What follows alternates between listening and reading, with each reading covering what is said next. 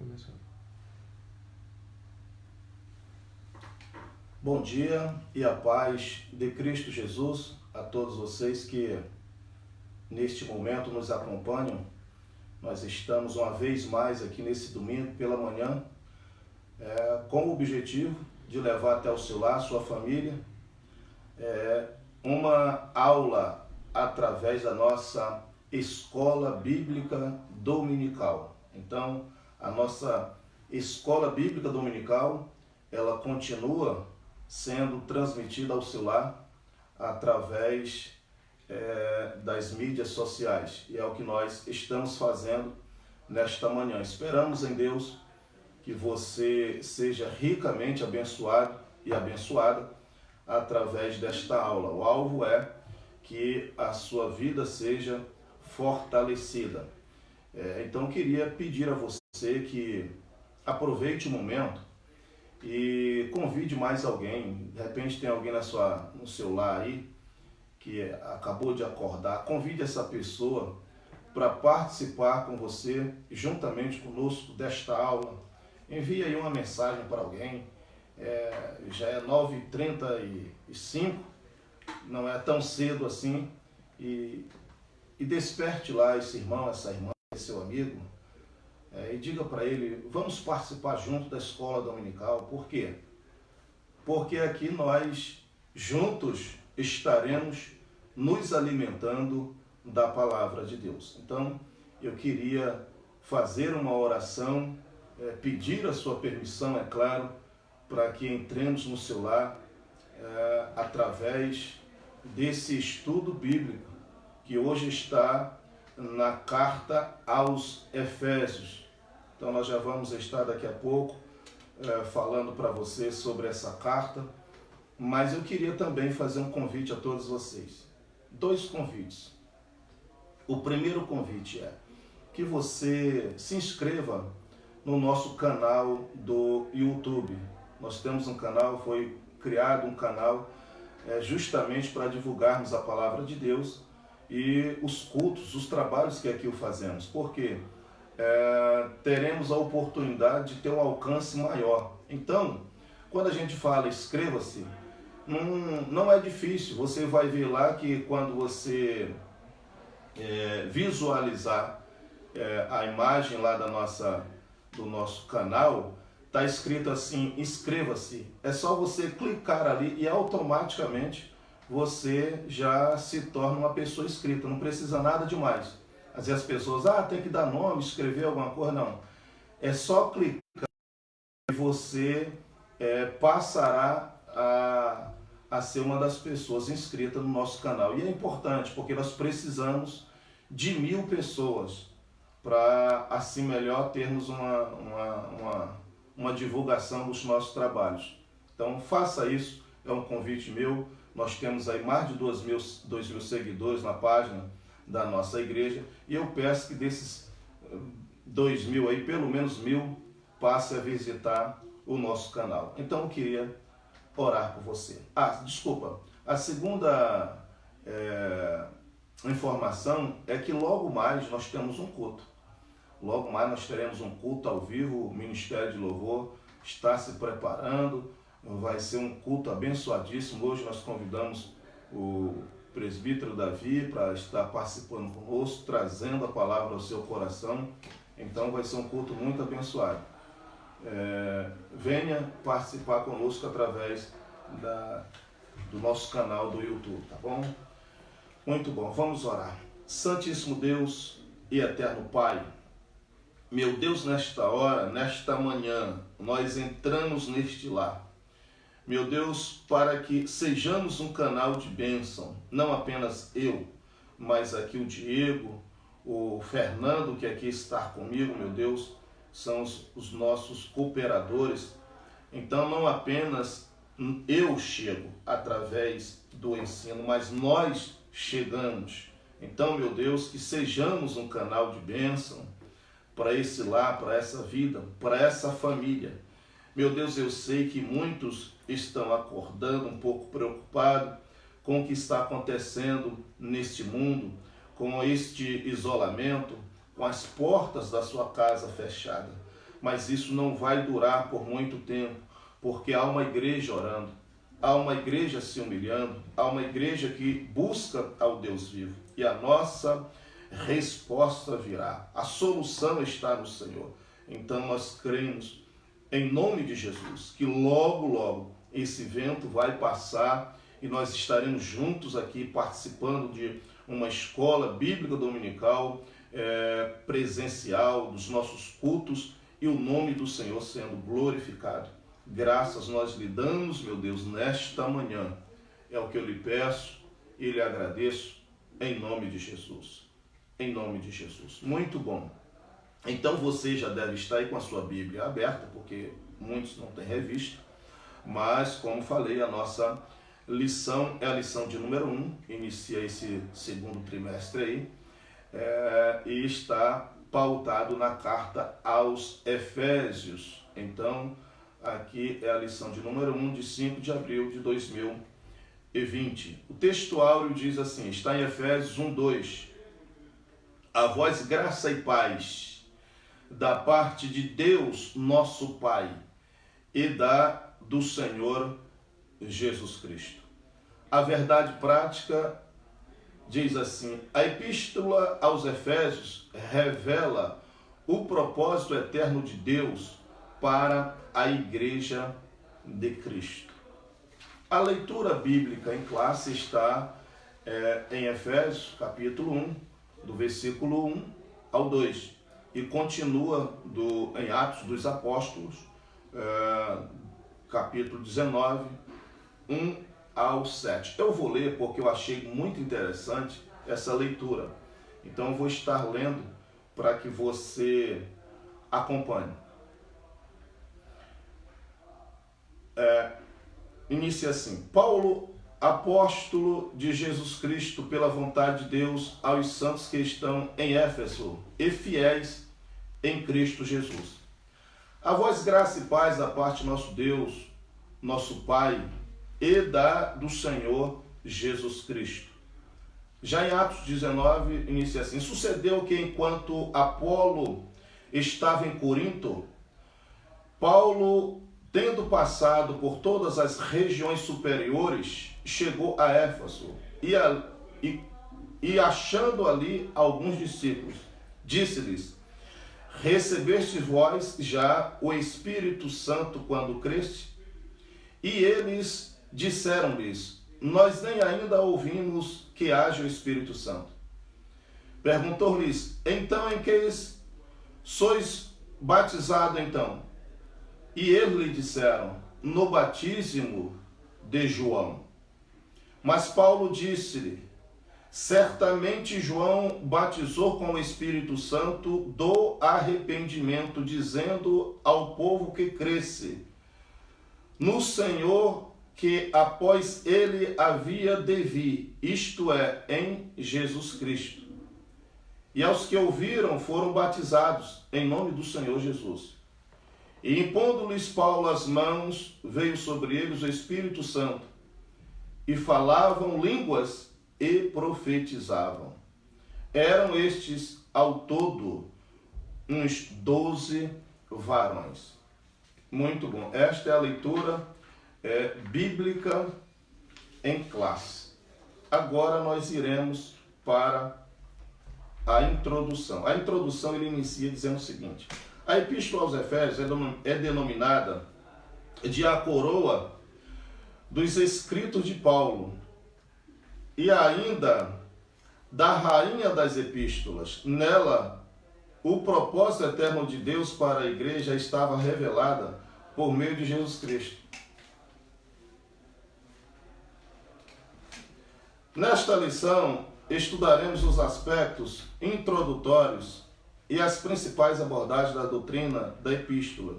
Durante esse estudo, o conteúdo da epístola deve nos levar à adoração a Deus e ao aperfeiçoamento da nossa vida cristã. Então, muito bom. Aqui na introdução, ele inicia falando o seguinte, que essa epístola, ela é a coroa dos escritos de Paulo, ou seja, Paulo escreveu várias cartas, mas que esta daí é a principal, é a coroa, ok? E aí ele continua dizendo que é a rainha destas epístolas e que aqui nós vamos aprender algumas abordagens doutrinárias dessa epístola no decorrer desta aula.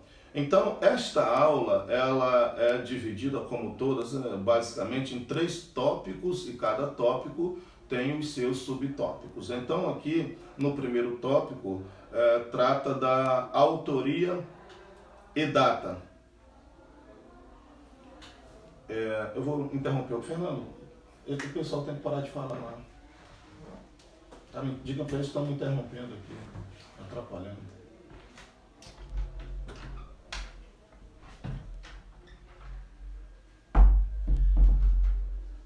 Autoria e data. Autoria. Conforme o costume da época, o autor inicia a carta declarando sua identidade. Paulo, apóstolo de Jesus Cristo. O livro de Atos menciona que ele se chamava Saulo. Então, esta autoria é do próprio apóstolo Paulo, até porque na época eles tinham esse costume de sempre fazer ali a sua identificação, né? de se identificarem. Então, a autoria ela é do apóstolo Paulo, ele faz questão de registrar isso, mas também aqui diz que ele era conhecido como Saulo, né? E Saulo no hebraico significava solicitado. Paulo já significava pequeno. Então, a autoria já sabemos que é do próprio apóstolo Paulo. A assinatura apostólica. Aqui diz que nas 3 cartas de sua autoria, o apóstolo se identifica como Paulo. Já falamos sobre isso. Mas aqui tem um ponto interessante. Vou ler aqui para a gente entender melhor. Como Paulo, provavelmente, por considerar o nome mais apropriado para evangelizar o mundo gentil, ou gentílio. Então, o apóstolo Paulo ele se identificava sempre como Paulo, não Saulo, porque ele considerava que esse nome Paulo era o mais adequado justamente para que o evangelho chegasse àqueles ao qual Deus o designara para que ele assim o levasse. Mas aqui tem um ponto muito interessante nesse subtópico aqui da assinatura apostólica. E ele descreve aqui como um detalhe, além da reivindicação de sua autoria, né, ele faz questão de dizer que ele era uma pessoa que fazia a obra segundo a vontade de Deus. E aí o autor aqui, ele faz uma colocação, isto é, não escolhido pelos homens. Então isso é importante, sabe, essa colocação que o autor aqui fez, né, que é o pastor Douglas Batista, que é o comentarista, né? Ele fez essa colocação aqui porque é importante também nós ressaltarmos, porque há uma diferença entre um obreiro, um ministro, ele ter realmente um chamado divino, um chamado de Deus. E há uma grande diferença naquela pessoa que muitas das vezes ela não tem essa convicção desse chamado divino. E nós sabemos que no mundo atual nós precisamos ter muito cuidado, porque lamentavelmente nós temos visto muitas pessoas se titulando apóstolo, pastor, porque na verdade hoje parece que está uma questão de moda, entende? Alguém canta, alguém porque tem o dom de pregar, certo? Porque dons é uma coisa, certo? O dom é de Deus e ele dá a quem ele quer. Só porque alguns acham, veja a minha colocação, que tem o dom de pregar ou de cantar, eles entendem que para cantar ou pregar tem que ser pastor, tem que ser um presbítero, um evangelista, um apóstolo, né? Só que falta esta convicção do chamado de Deus. E aí, lamentavelmente, algumas lideranças, por falta talvez de informação ou preparo, seja lá o que for, eles acabam muitas das vezes fazendo tais consagrações. Separa esse homem, bota esse homem no altar, ele fica por aí pregando, fazendo a obra, que é óbvio que a obra de Deus precisa ser feita. Mas quem faz a obra de Deus, ela precisa cada dia estar convicta do seu chamado, ser uma pessoa realmente preparada para tal. E muitas das vezes o que nós vimos são ministérios sendo aí frustrados porque faltou essa convicção. O homem o consagrou por companheirismo, consagrou por algum laço de amizade ou parentesco, e aí depois esse obreiro ele vai sofrer as consequências, porque ele não terá estrutura. Ele não se resume ao chamado de um obreiro porque ele prega. Eu fico vendo aí alguns, eu falo muito aqui na nossa igreja, para os nossos irmãos terem cuidado. Alguns só acham que só são úteis se estiverem pregando, se tiverem tendo uma oportunidade para louvar. É o meu chamado, é porque eu tenho um chamado. Que chamado? O apóstolo Paulo, ele era um obreiro que ele tinha suas convicções porque era uma pessoa realmente doado, submisso. Era uma pessoa que, com todas as qualidades, ele se submetia aos demais apóstolos, estava ali debaixo da bênção, sendo participante dos trabalhos, das atividades. Não apenas pregava, não apenas era um escritor, mas era uma pessoa que estava envolvida em todo o contexto da obra. Agora, alguns só querem pregar, pô. E aí, como é que fica? É o chamado, é o meu chamado aí.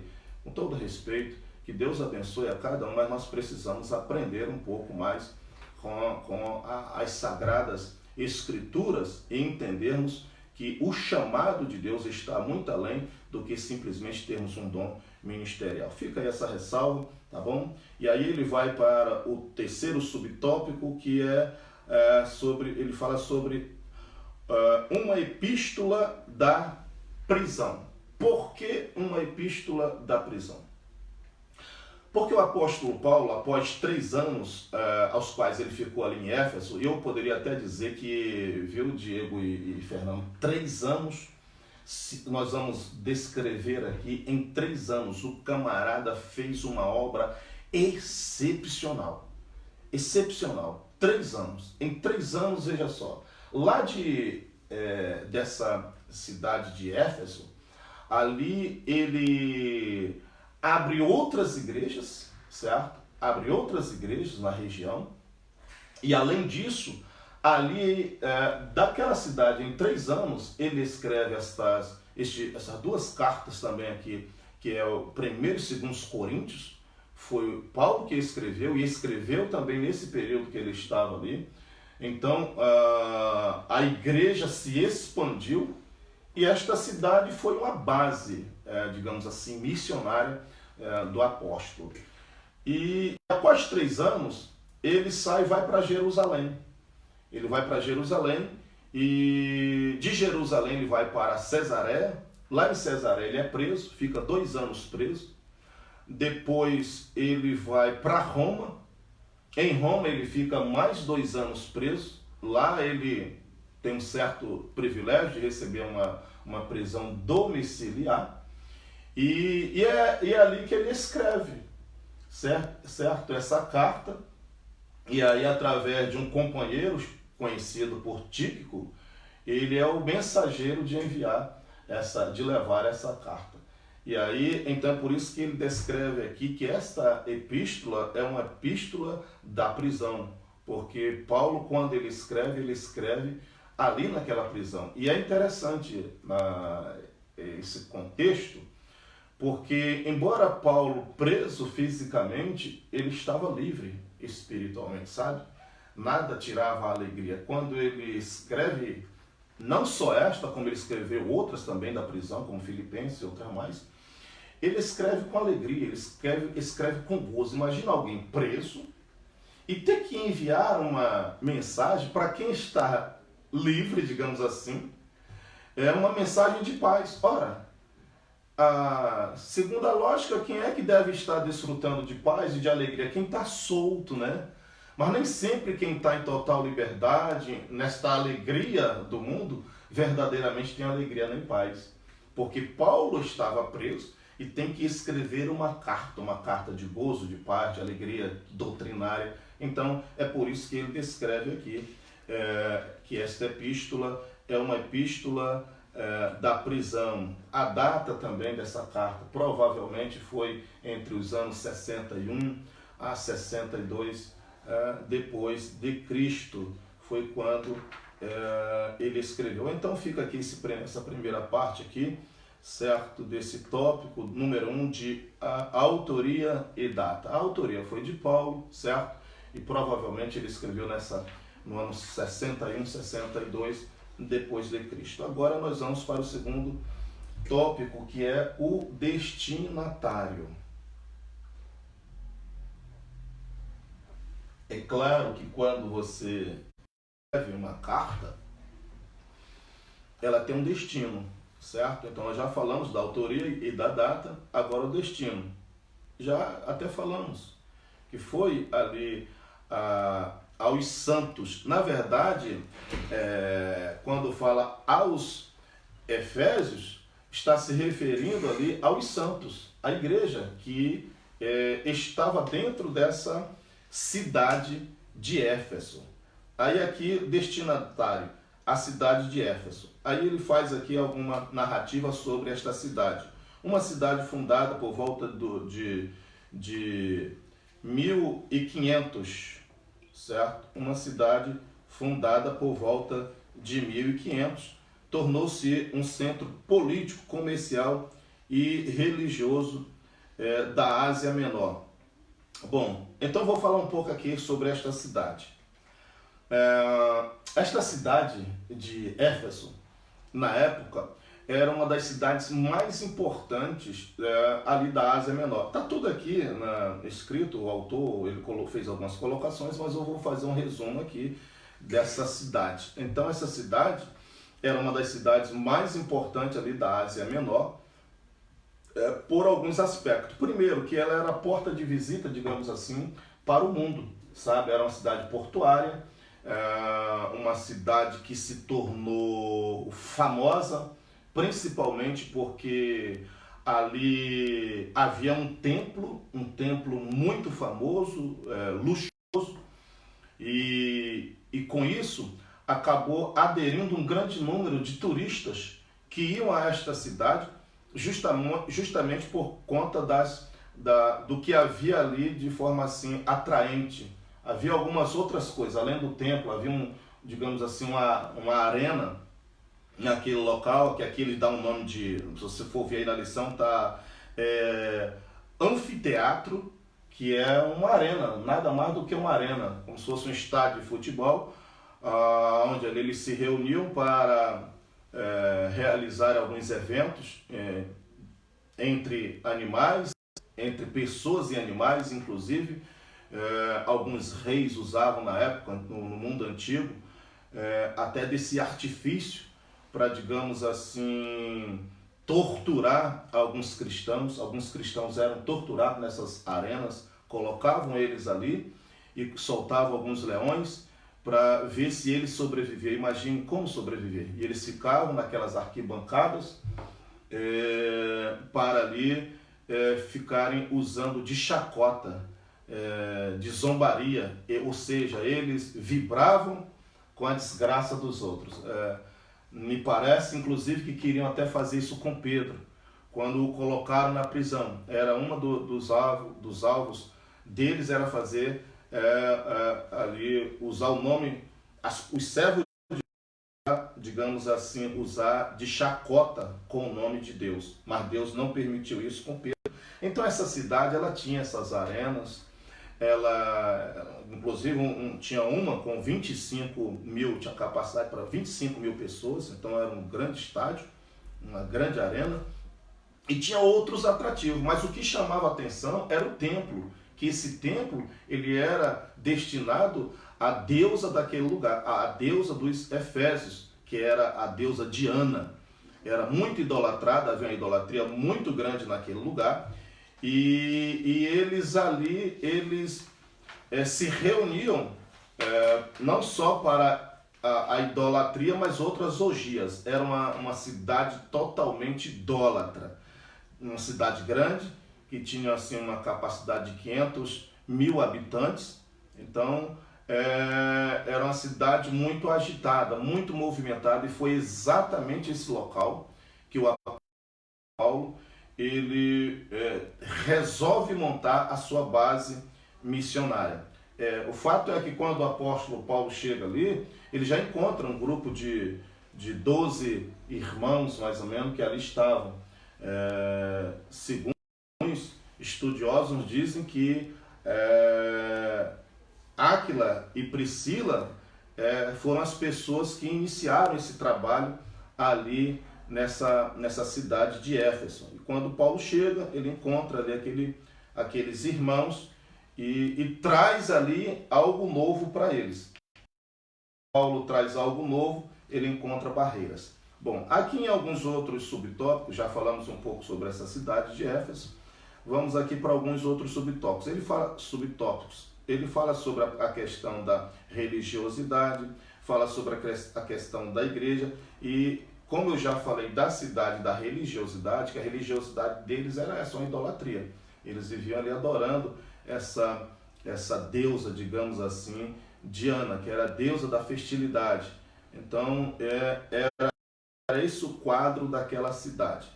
E aí o apóstolo Paulo, quando ele chega ali, eu já até falei aqui, que ele encontra um grupo de irmãos ali, e aqui nesse subtópico 3 diz assim: a igreja de Éfeso. Paulo evangelizou a cidade e seus arredores durante 3 anos. Quando chegou a Éfeso, o apóstolo encontrou 12 discípulos, os quais batizou nas águas e conduziu a receber o batismo no Espírito Santo. Ou seja, quando Paulo chega ali, encontra esses 12 discípulos, só que esses discípulos, eles conheciam apenas o batismo de João Batista, que era o batismo nas águas para o arrependimento.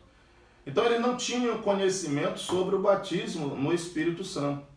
E o apóstolo Paulo, ele leva esta novidade para eles. E aí os irmãos aceitaram essa proposta e diz que todos foram batizados no Espírito Santo. Então, uma coisa maravilhosa foi essa novidade que o apóstolo Paulo ele levou para os irmãos. E ele aproveitou para tratar de outros assuntos entre aqueles irmãos, sobre a unidade entre eles. Aqui ele diz o seguinte, que em seguida evangelizou os judeus na sinagoga por um espaço de 3 meses. E como alguns judeus resistiram ao evangelho, voltou-se para os gentios, pregando num salão alugado na escola de Tirano. Tirano era um filósofo que existia lá naquela cidade, e ele tinha uma escola de filosofia chamada Tirano, era o nome dele, desse filósofo. E aí o que é interessante isso, porque aqui está só escrito sobre a escola de Tirano. E qual é o ensinamento que a gente tem aqui? É que quando Paulo chegou ali, primeiro ele encontra os irmãos não tinham conhecimento do batismo com o Espírito Santo. Aí Paulo leva esse batismo com o Espírito Santo. Diz o texto que Paulo agora começa a pregar na sinagoga. O que era a sinagoga? É a igreja. Geralmente funcionava lá às sextas e aos sábados. Então, tipo assim, o apóstolo Paulo, ele ensinava, certo? Ensinou, digamos assim, durante 3 meses naquela sinagoga, este ensinamento, que foi rejeitado pelos judeus. Houve um conflito entre Paulo e os judeus ali. Eles não aceitaram os ensinos de Paulo. Aí o que Paulo fez? Para não ter contenda, saiu da sinagoga. Saiu com aquele grupo de irmãos que receberam, esses discípulos que receberam os ensinamentos de Paulo. Paulo sai com eles. Agora você imagina, trazendo assim para o nosso dia a dia. Não é assim que muitas das vezes acontece? Às vezes você chega em determinado lugar trazendo algo que vai confrontar aquilo que é ensinado, e muitas das vezes nesse confronto alguém tem que ceder. Foi o que o apóstolo Paulo fez. Não vamos brigar por conta disso. Ele saiu. E o interessante é que quando ele sai, ele consegue agora um local que, digamos assim, um local que jamais ele poderia imaginar que seria uma porta, digamos assim, que jamais ele poderia imaginar que seria aberta. Por exemplo, alguém fechou a porta da igreja para alguém pregar o evangelho. Aí o que acontece? Uma universidade, digamos assim, renomada da época, vai e abre essa porta. Então eu falo o seguinte, Fernando, já que não estão querendo aceitar que você pregue esse evangelho, eu vou abrir as portas aqui dessa universidade renomada para que você tenha acesso. Foi o que aconteceu, porque essa escola de filosofia era uma escola renomada na época e ali foi aberta para que Paulo pregasse o evangelho. O fato é que Paulo começa a pregar ali e aí diz que até os lençóis de Paulo, os aventais de Paulo, eles eram utilizados para que o nome do Senhor fosse glorificado, porque Deus usou com muito poder e autoridade. E fica aqui uma lição para nós. Para quem tem um chamado, esse homem de Deus que tem um chamado, ele nunca será detido.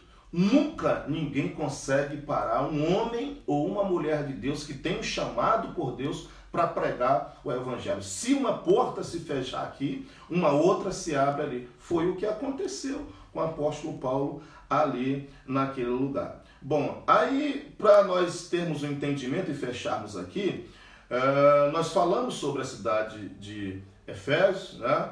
Sobre a sua habitação, que lá reinava, falamos sobre a religiosidade daquela cidade, a deusa ali que era adorada por aquele povo. Falamos sobre a pregação que Paulo levou ali àquela cidade, que inclusive foi rejeitada pelos próprios judeus, mas Deus abriu uma outra porta.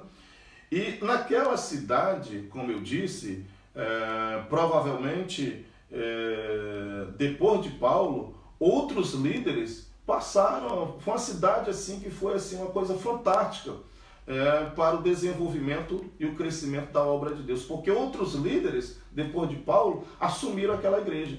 Como eu disse, Paulo ficou lá em Éfeso 3 anos. Depois ele saiu, foi quando ele foi preso e escreveu essa carta aos Efésios. Mas depois de Paulo, Timóteo foi para lá. Veja só, então foi uma igreja, digamos assim, que no cenário, digamos assim, cristão, teve um papel fundamental e foi muito bem apoiada. Porque imagina, pastoreada por Áquila, Priscila, posteriormente pastoreada pelo apóstolo Paulo, depois vai para lá Timóteo, pastoreou essa igreja, e depois o apóstolo João também pastoreou essa igreja, ok? E um dado aqui também interessante que vale ressaltar, que o apóstolo Paulo, além de ter escrito 1 e 2 Coríntios ali, ele fundou outras igrejas. Aquelas igrejas que você vê lá em Apocalipse 2, que o apóstolo João, quando estava na ilha de Pátimo, né, ele escreve uma carta às 7 igrejas da Ásia Menor. Que igrejas eram estas? Foram as igrejas que Paulo fundou ali de Éfeso. Da cidade de Éfeso, ou seja, aquela cidade foi uma porta, digamos assim, uma grande porta aberta para o mundo evangelístico. Aí dali o apóstolo Paulo abre outras igrejas, como a igreja da Filadélfia, Pérgamo, que inclusive a cidade de Pérgamo era a segunda cidade maior depois de Éfeso, ali na Ásia Menor. E aí Paulo, dali de Éfeso, nesses 3 anos, como eu disse para vocês, em 3 anos, o camarada fez muita coisa, cara. Escreveu 1 Coríntios, 2 Coríntios, ele fortaleceu a igreja. Diz o texto aqui, e a lição, que embora essa cidade de Éfeso, ela sendo idólatra, em Atos dos Apóstolos, como está lá na leitura bíblica em classe, diz que, mesmo ela sendo idólatra, a palavra de Deus pregada pelo apóstolo Paulo prevalecia sobre aquele lugar. Veja só, então, quando Deus chama, quando Deus envia, pode ir, meu amado, porque o milagre é certo. Então, olha o tamanho dessa obra que esse homem faz. Expande o evangelho ali dentro, fortalece aquela igreja que ali já estava e ainda abre outras 6 igrejas. Igreja de Pérgamo, Tiatira, Filadélfia, todas aquelas igrejas ali da Ásia Menor, que está escrita lá no livro de Apocalipse, foi Paulo quem fundou.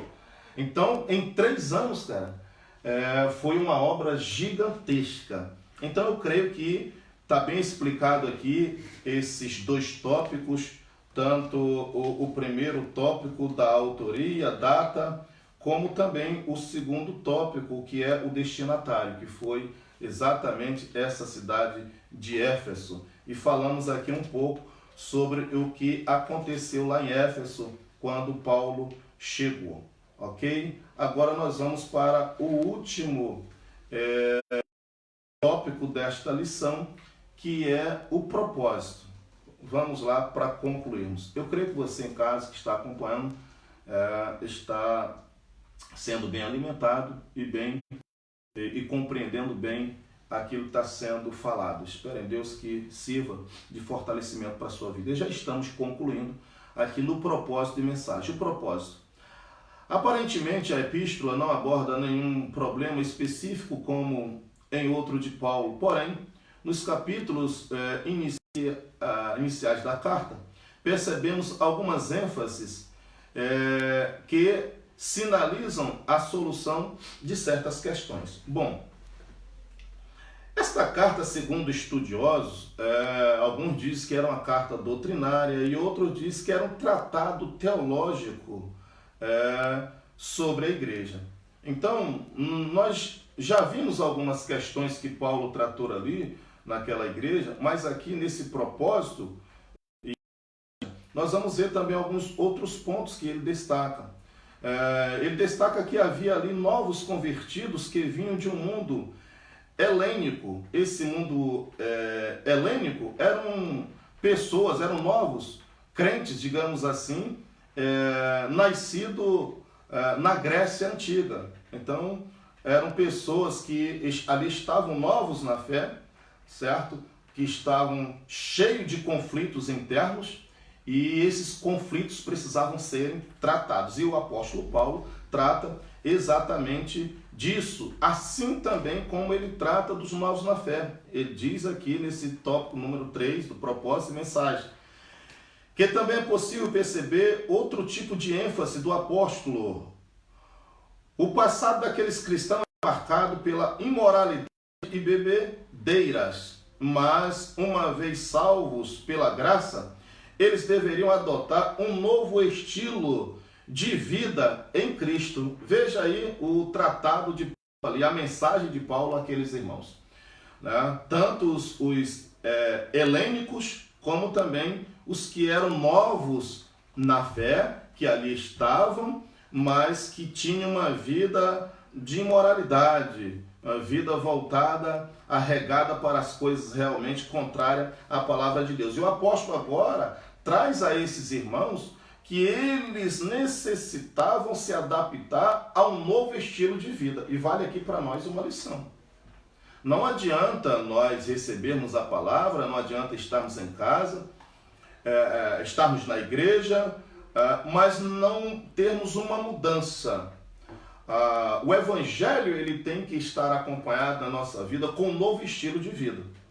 Em 2 Coríntios, capítulo 5, versículo 17, diz que se alguém está em Cristo, nova criatura é. As coisas velhas passaram e tudo deve se fazer novo. Então nós temos que buscar esta novidade. Eu estou vendo aí esse alvoroço todo, as portas da casa de Deus fechadas, é muito triste. O povo de Deus acuado, mas olha só, nada acontece, eu até falei hoje aqui para o pessoal quando cheguei, nada acontece sem que seja da vontade de Deus. Não adianta, as portas da casa de Deus, elas só poderão serem fechadas se Deus fechar. Se Deus não autorizar, ninguém tem poder para isso. Então, eu creio que se está assim, foi Deus. Para quem sabe, no término de tudo isso, nós voltarmos com um novo estilo de vida, com a novidade na mente, porque muitas das vezes as pessoas não buscaram esta mudança, que iriam continuar com o mesmo estilo, o estilo antigo, as manias antigas, falando palavrões, andando conforme o mundo anda, falando conforme o mundo fala. Não, amados. Se nós saímos do mundo, nós temos que buscar esse novo estilo de vida, é o que o apóstolo Paulo prega aqui, uma mudança de vida. Se Jesus Cristo entra na nossa mente, no nosso coração, tem que produzir mudanças interior, mudanças na mente, de pensamentos. Então, que nós possamos, ao término desta crise, quando voltarmos para casa, voltarmos com um novo estilo, de um coração aquebrantado, um coração humilde, pessoas realmente desejosas por Deus, querendo mudar, querendo se identificar como servo de Deus, porque lamentavelmente as pessoas aceitam a Jesus, mas quando saem aí na rua, estão entre os seus amigos, parece que tem vergonha de se apresentar como servo de Deus. E foi essa a proposta que o apóstolo Paulo levou. Ei, vocês aceitaram esse evangelho, mas tem que ter mudança.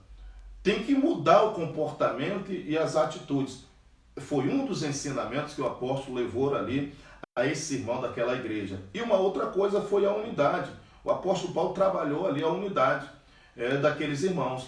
Se alguém não estava querendo aceitar, o que ele fez? Ele separou os irmãos e manteve ali a unidade pregando o evangelho. Porque o evangelho, amados, ele produz mudança sim. O evangelho produz arrependimento e nos faz termos uma vida separada, uma vida unida. Eu acho que o momento, amado, é de união entre todos nós. O momento é de busca, o momento é de compreensão. Então, a igreja ela não pode ser dividida. Às vezes perdemos tempo com briguinha, com um, com o outro. Vai aqui até um conselho do pastor para você que está aí nesse momento confinado. Se por acaso você está com o coração fechado, com algum irmão, com alguma irmã, meu amado, minha amada, em nome do Senhor Jesus, não perca tempo com isso. Há uma vida eterna nos aguardando. Aproveite o momento para se reconciliar, para pedir perdão. É nobreza de quem pede perdão, é nobreza de quem se corrige, porque Jesus está voltando e foi essa a proposta que o apóstolo Paulo levou. Apresentar Jesus como uma mudança de vida, apresentar a Jesus com uma união, com uma alternativa de união para os irmãos. Que Deus assim, ele possa abençoar o seu lar, que Deus possa abençoar a sua vida, que você tenha aprendido nesta manhã com este ensinamento desta carta que o apóstolo Paulo escreveu ali aos irmãos que estavam naquela cidade de Éfeso.